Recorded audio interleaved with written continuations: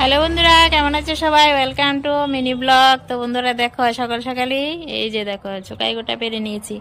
আজ ভিন্ন স্বাদের একটা চোকাই গোটা দিয়ে চাটনি রেসিপি করব। তো ভাবলাম আমার বন্ধুদের সাথে শেয়ার করি। তো চলো একটা লাইক দিয়ে ভিডিওটা দেখতে থাকো। আজ চোকাই গোটা দিয়ে কিভাবে চাটনি রেসিপিটা করছি দেখতে থাকো। চুকাই গোটার মধ্যে একটা বীজ থাকে, বীজটা ফেলে দিয়ে এই দেখো খোসাগুলি নিয়ে নিয়েছি আর ভালো করে ধুয়ে নিয়েছি। এখন চাটনিটা রান্না করবো। কড়াতে শুকনো লঙ্কা সরিষা ফোড়ন দিয়ে ভালো করে ভেজে নিয়েছি। তারপর দেখো খোসাগুলি দিয়ে পরিমাণ মতন হলুদ লবণ দিয়ে নাড়াচাড়া দিয়ে একদম গলিয়ে নিলাম। কিছু খেজুর আর নারকেল আমি পেস্ট করে নিয়েছি, তো পেস্টটা দিয়ে দিলাম, দিয়ে ভালো করে এখন কষিয়ে নেব।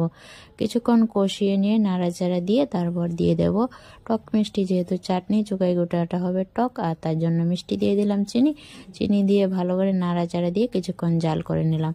এই তো চুকাই গোটার ভিন্ন স্বাদের চাটনি হয়ে গেছে রেডি। বাই বন্ধু।